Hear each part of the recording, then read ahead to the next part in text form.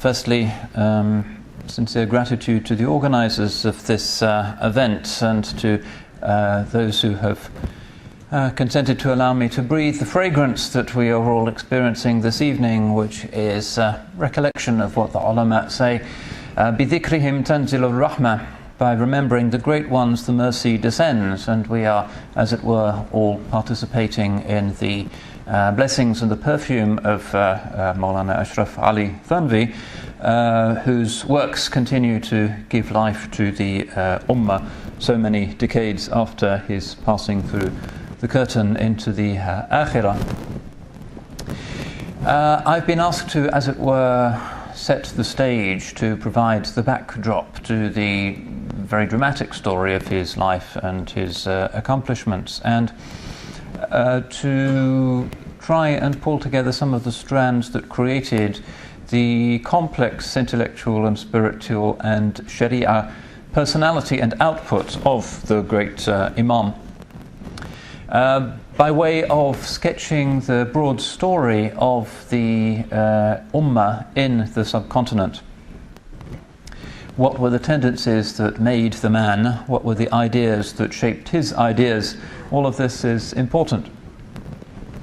We do not, as it were, step into a time machine and arrive at the time of the Sahaba and take our Islam directly from them, because there is no such time machine. Instead, what we do is we learn from our teachers, who learn from their teachers, who learn from their teachers, in an unbroken golden chain of hands stretching back hand to hand to hand, isnad to isnad, ijazah to ijazah, bay'ah to bay'ah, back to the blessed hand of the chosen one, sallallahu alayhi wasallam. And this is what we do in Islam, and this is the universal practice of our ulama.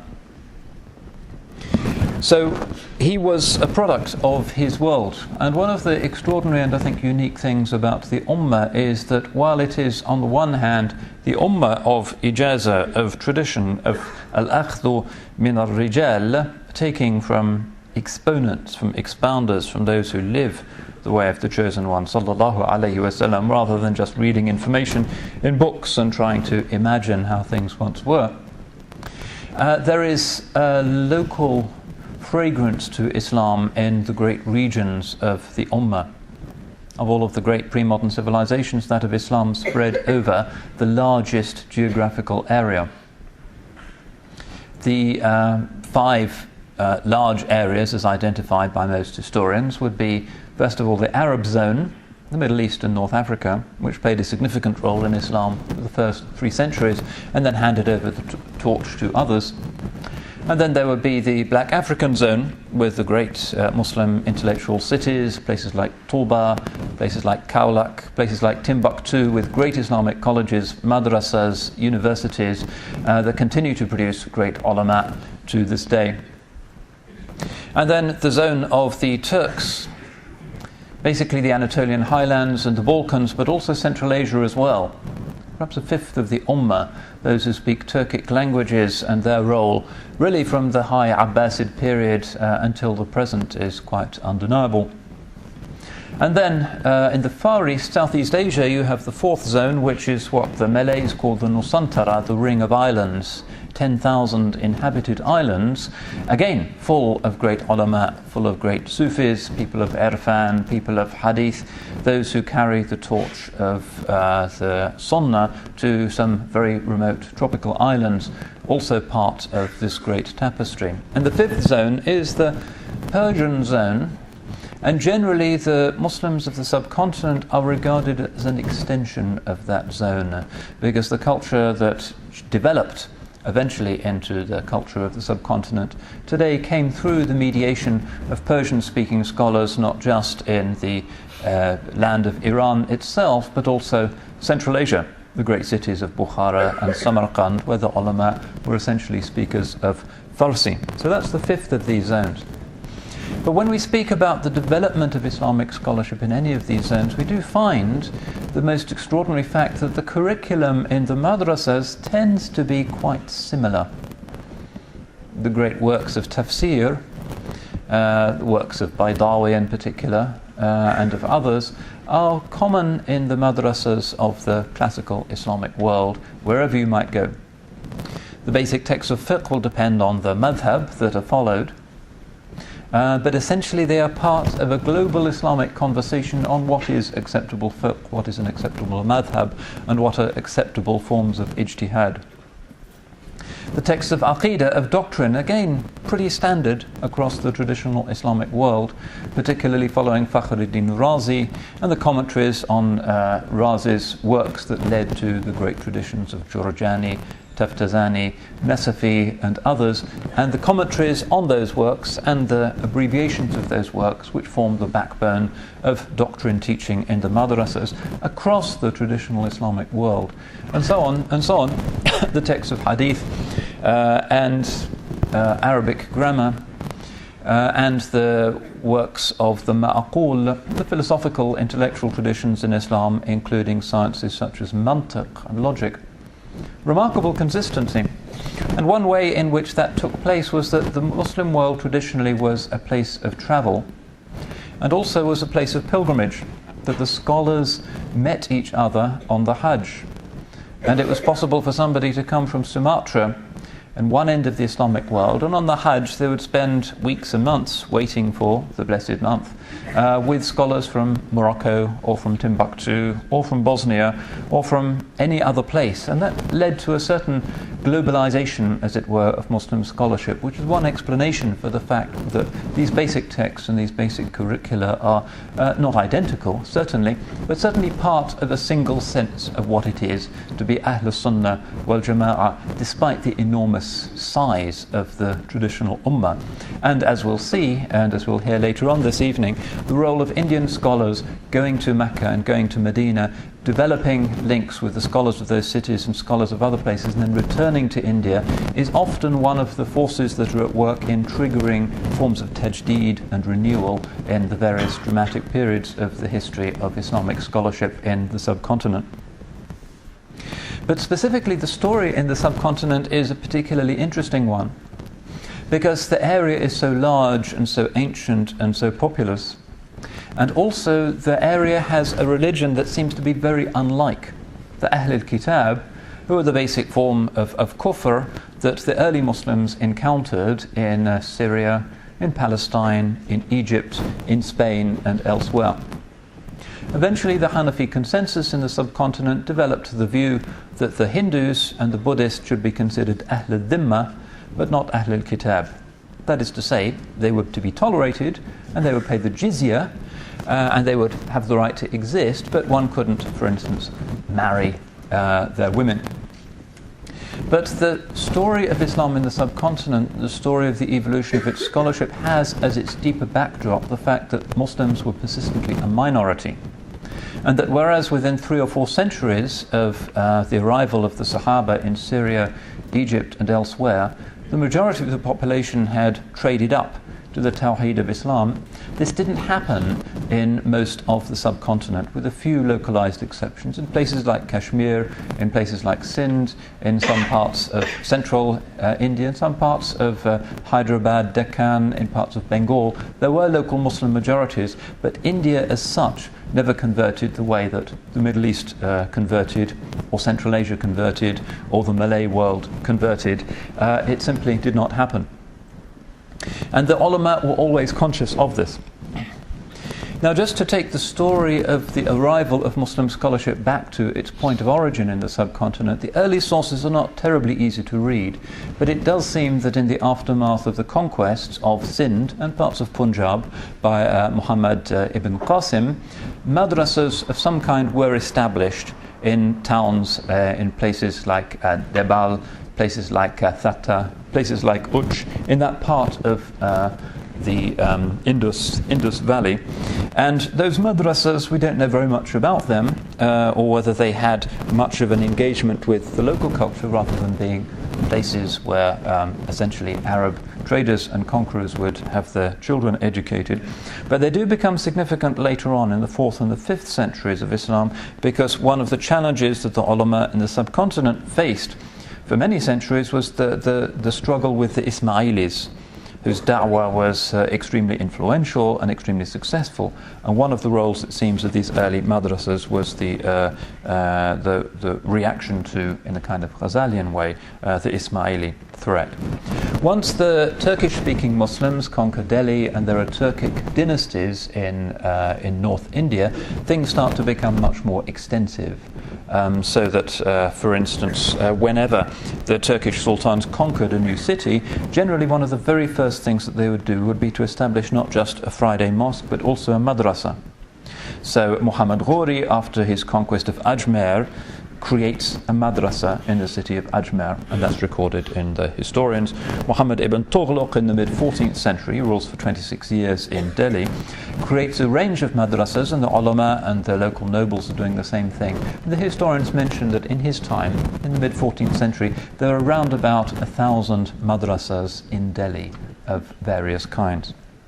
What we don't have, and this is another way of comparing the tradition of Muslim scholarship in the subcontinent with the tradition elsewhere, is a very ancient institution that continues to this day.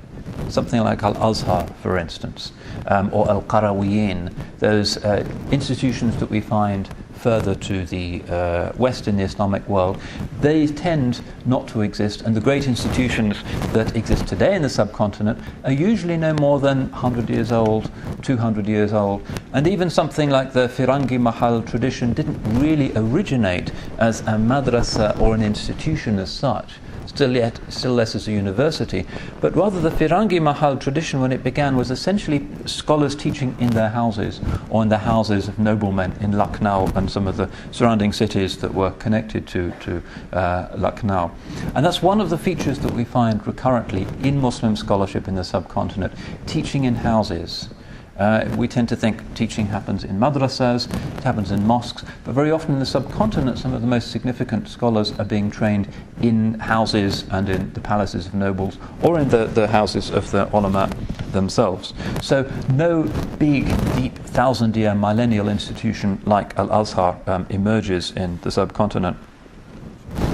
The Hanafi tradition is important, and it's worth thinking why the great majority of Muslims in the subcontinent are Hanafi. In the earliest period, it seems there was a variety of madhahib, but following the Mongol invasions and the destruction in 1258 of the Abbasid Caliphate in Baghdad, refugees from the Mongols are arriving in India. And these refugees come from Iraq, they come from parts of Iran, but most of them come from Central Asia, from Khorasan, from what's now places like Uzbekistan, southern Kazakhstan, Tajikistan, and so forth. And those are ancient Hanafi Maturidi cities. Abu Mansur al-Maturidi is himself from Samarkand, and so they come with the texts that they're able to save from the Mongol invasion, and they settle in India, in these new Muslim principalities, and they provide the basic, as it were, circuits of what becomes the later interpretative tradition of Muslim scholarship in the subcontinent. In the 20th century, not all scholars in India have been happy with this, because if you look at the classic madrasa curriculum in the subcontinent, you'll find that it's a commentary on top of a commentary, on top of a commentary, on top of an original work of Hanafi fiqh that wasn't actually written in the subcontinent. So somebody like Zia al-Hasan Faruqi, for instance, who's one of the historians of the scholarship of Islam in the subcontinent, says this was actually a bad thing. And he's looking for explanations. Why is it that the Syrians became Muslims, but most Indians didn't, even though Islam is ancient in the subcontinent? His explanation is that the fiqh of Syria comes from the local scholars, and it was evolved in its earliest moment in engagement with the local population, with their needs, which was not the case in India. In India, the basic fiqh was evolved in Central Asia and in Iraq, and then came into India, and although the commentaries with their ijtihad tradition sought to relate those texts to the realities of living as a minority in a Hindu ocean, still the basic logic of the Hanafi fiqh brought from Samarkand in particular, and from Shash, which is now Tashkent, was not something that was indigenously evolved, and therefore, on the view of these scholars, made it harder for Islam really to make make inroads because the Sharia seemed to be something from elsewhere. That's not necessarily the right view, but it's an opinion that is often found, and certainly it's the case that these basic texts do come from elsewhere. I recently had the good fortune to visit Samarkand and visited the maqam of Imam Abu Mansur al-Maturidi, which has recently been restored, a very beautiful place. And very, very close is the maqam of Burhan ad-Din Marghinani, and you can see that that really is, as it were, the kind of spiritual heart of Islam in the subcontinent. It's not in the subcontinent. Spiritual heart and its scholarly origins are to the north in those distant places. For the much-travelled world of medieval Islam, that was not much of a problem, but it could be if we're looking for an explanation of why it is that India is not now a Muslim-majority country, that's one kind of explanation. Before the Mughals, and for most of the Mughal period, there wasn't really a standard or a fixed curriculum. The Dars-i-Nizami phenomenon comes a little bit later, and generally each madrasa had its own curriculum. So in Delhi or Lucknow or Oud, one of the great cities where Islam was spreading on the scholarly level, each madrasa would have a different orientation. Some of them would be strongly oriented towards the manqul, others strongly oriented towards the ma'qul, and one of the things you could do would be to decide what kind of thing you wanted to study. You'd study in one madrasa for a while where there was a great professor of tafsir, and then you'd study at another madrasa where there might be somebody who was very good on teaching you the shifa of Ibn Sina, and so on. And very often the scholars move around as a result of different madrasas having a different reputation for different kinds of things. With the introduction of the fairly standard Dars-i-Nizami curriculum from the 17th, 18th century, or from the 18th century onwards, that becomes something that's much less common. But generally, in this period, there is a sense that both the manqul and the ma'qul are acceptable forms of Islamic knowledge, and there isn't really a strong argument against the study of philosophy or the study of sort of philosophical kalam in the way that happens in some other parts of the Islamic world, for instance, the Ottoman Empire in the 17th century. It's also important to note that there's a lot of women's education taking place in the subcontinent, and this is often patronized by wealthy women or by princesses. So Babur has the famous daughter Gulbadan, who's herself a great poetess in Turkish and also in Persian, and she founds madrasas. Salima Sultana, who's the niece of Humayun and becomes one of the wives of the Emperor Akbar, does the same thing. Jihanara, who's the daughter of Shah Jahan, founds madrasas and also writes books herself in Persian, particularly biographies of the awliya. So one of the great biographies, or the siras, of Khwaja Mu'ainuddin Chishti is actually by this princess. So there's women as well as men who are in the literary classes. Another thing that may have obstructed the spread of Islam in the subcontinent in this period, compared to what's happening further east and further west, is a very strong social sort of class system. The scholars tended to differentiate between what they call the ashraf and the ajlaf. The ashraf were people whose ancestors came from Central Asia or from the Middle East, and the ajlaf were local converts or descendants of local converts. And there are some very strange things that you can find in some of the early fatwas of the ulama in the subcontinent. For instance, the Fatawa-i Jahandari of Ziauddin Barani, which is 13th century in Delhi, quite an early text. He says it's actually haram to give somebody who is of indigenous Indian origin the job of being a qadi or the job of being working for the government in any particular way. Those people, even if they've become Muslims, have to be kept down. And all that you can teach them is the fard ayn. They have to know how to pray and how to fast, but you don't teach them anything else. It's only these ulama who are, as it were, foreign origin who can be taught those things. And as a result, you can imagine how that acted as a disincentive for people to convert and created a kind of almost Brahmanical caste system in the subcontinent. The only people who break through this and actually manage successfully to engage in da'wah, and this is why the book that we're celebrating this evening is particularly important, are the Sufis. Because these are the people who are not just in madrasas, speaking in Persian and Arabic, but are learning the local languages and are going out to the local populations in order to bring people to Islam. And somebody like Mu'aynuddin Chishti would be a classical example of that. Nizamuddin Awliya would be another great example. He's a Sayyid, so he's from the class of the Ashraf. But he was very proud of the fact that he learned his beautiful tajweed from a slave who'd once been a Hindu. That was relatively strange. The ulama would say it was strange to learn tajweed from somebody of that background. But it tended to be the Sufis because they were not proud, essentially. They didn't mind at whose feet they sat. For them, everybody who says the Shahada is equal, these are the people who are breaking down the barriers, and these are the people who are reaching out, particularly to lower caste Hindus and bringing them into the deen. The ulama of the highest levels tended to associate very closely with the state and regarded themselves as the people who were keeping the state on the straight and narrow. Often the title of the ulama in India, somebody who called himself Muhafiz al-Sharia, for instance, or Khadim al-Din, trying to keep the sultans to conform to the Sharia, even though the sultans often paid no attention. And there was a kind of relationship between the sultans and the ulama, that the sultans would give generous awqaf to the ulama in exchange sometimes for the ulama not being too outspoken in criticizing some of the things that the sultans did. But there were some scholars who were exceptions. Historically, in our tradition, one of the responsibilities of the alim is to follow the hadith of the chosen one, alayhi salatu wasalam, khairul jihadi kalimatu haqqin 'inda sultanin ja'ir. The best jihad is to speak a word of truth in the presence of a tyrannous sultan.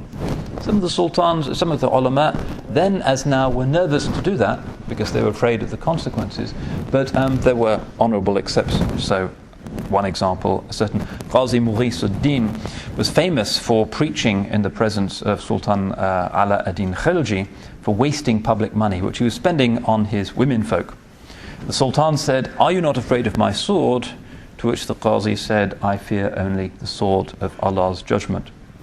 So there are cases such of that, of the ulama representing the people and Allah's law against the sultans. But it didn't always work that way, and that also tended to obstruct the spread of Islam amongst the population. Now, when the Mughals come in, particularly when you're looking at the great Mughals of the 16th and the 17th century, there tends to be a greater emphasis on intellectual pursuits, and this becomes a feature of the ulama subsequently in the subcontinent. Previously, there hadn't been that much attention in the madrasas paid to hadith.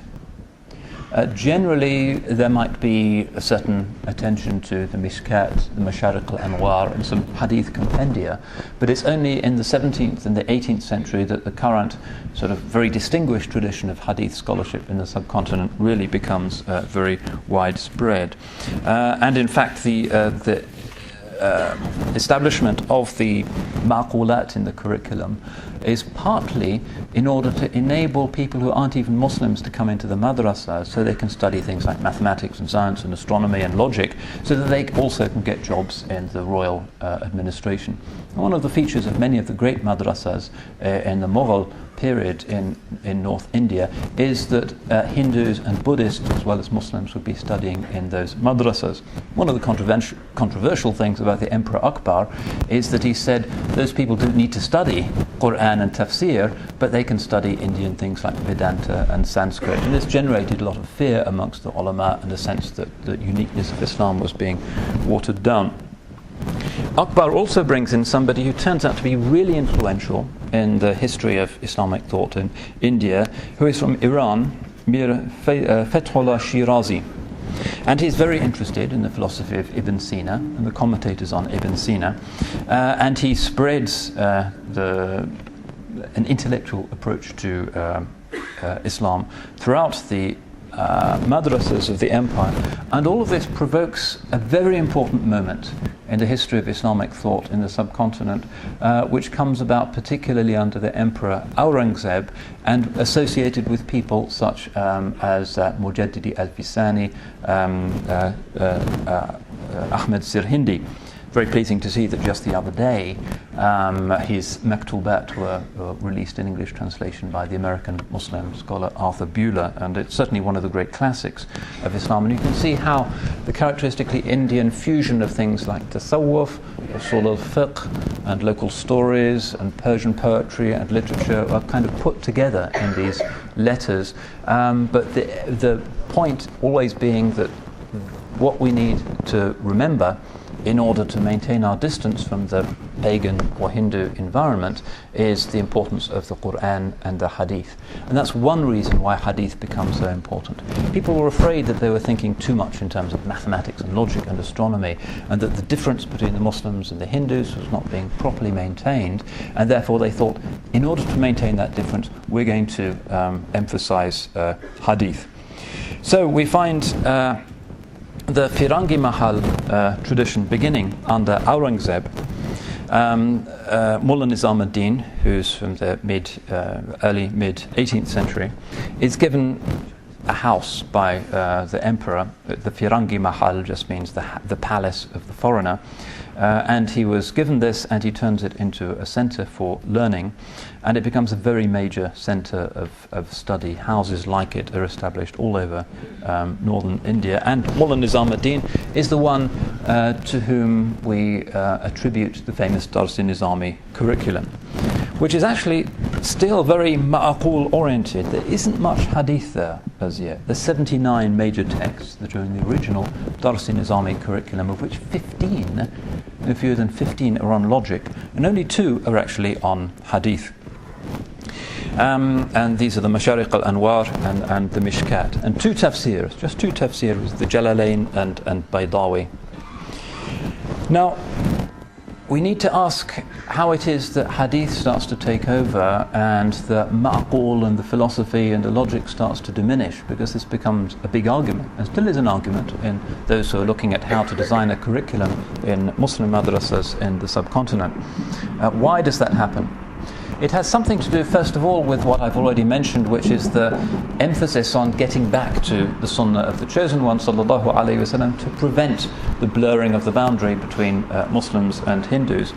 But it also has something to do with the fact of Muslim political decline. The Mughal Empire is shrinking, the Marathas are on the march, the British are starting to invade, the Sikhs have their principalities, the Jats. Islam, as the Dar al-Islam, is shrinking, and as a result there are fewer jobs for people from these intellectual madrasas, and people are starting to think about their identity as Muslims rather than just being subjects of the Sultan. Muslimness becomes important because the Hindus are now powerful again, and the boundaries between the Ashraf and the Ajlaf become less important because people recognize that they have to, it's absolutely essential that they stick together as Muslims. And the force that unifies them is the Hadith. This is the important explanation, I think, for the recovery of the tradition of Hadith. Shah Waliullah Dehlavi is the key figure here. He travels, goes to Mecca and Medina, and comes back with the famous Sihah Sitta, which had hardly been taught in the subcontinent until that time. The later compendia of Tabrizi and others had been more widely followed. But from that time on, with Shah Waliullah Dehlavi, the understanding of the meaning of the Sharia. Why do we follow the Sharia? We're in crisis. The Hindus, the British, they're invading, and we need to understand why we're Muslims. What is the purpose of the rulings of the Sharia? And also the need to get back to the hadith of the Chosen One, sallallahu alaihi wasallam. So that becomes really important and continues to be a significant feature. And different opinions start to emerge. So his famous son, Shah Abdal Aziz, decides that under the British, it's no longer Darul Islam, and he thinks that people should make hijrah to Afghanistan. That doesn't work particularly well. The majority of the ulama, including those who end up founding the great traditions of Deoband and the Brailvi traditions, Nadwat al-Ulama and others, are people who decide that India is still Darul Islam, but we need to maintain the basis of this Dars-i-Nizami curriculum. But as we move through the 19th century, an ever more increasing emphasis on the hadith and on fiqh, and less emphasis on the older things such as insha, Persian literature, Persian poetry, logic, the philosophy of Ibn Sina, and things that didn't seem to be particularly relevant to asserting Muslim identity in the face now of foreign rule, or particularly practical in terms of the urgent need of deriving new fatwas and ijtihad in a situation that was now economically and politically very different. And then the final factor, which of course takes me outside the context which I've been asked to speak about, is the rise of Western education. The final issue that the ulama have to deal with is what to do with modern British-style education, with the missionary schools. Should one learn English? Should one not learn English? Is it necessary to learn it, to speak in English, to translate texts into English, or is that dangerous? And that is a debate that continues. But by and large, one would say that the scholars of the subcontinent were quicker than many others in order to move into English. And it's no coincidence that, for instance, a great translation of the Quran, Allama Yusuf Ali's translation, does come from the subcontinent rather than, say, from Turkey or from Egypt or Morocco. Despite all of the problems, the people of the subcontinent have been quite open to refutations of Christianity, explaining the Quran in European languages. There has been an openness that I think has to do with the continued importance of the ma'qul, the importance of understanding, not just understanding metaphysics in Ibn Sina's way, but understanding why the Sharia is the way it is. Because unless you have that ta'lil, that interpretation of what the Sharia is for, it's very difficult to explain Islam in an age that's full of questions. Whether rulers are not Muslims, whether Christian missionaries, whether are young people with questions, you need to have a tradition that can explain Islam rather than merely telling people what they ought to do. And the scholars of the subcontinent, following works like the Hujjatullah al-Baligha of Shah Waliullah Dehlavi, have been very good at that. And that really all culminates in the work of the man that we're celebrating this evening, Ashraf Ali Thanvi, who did bring together these brilliant traditions of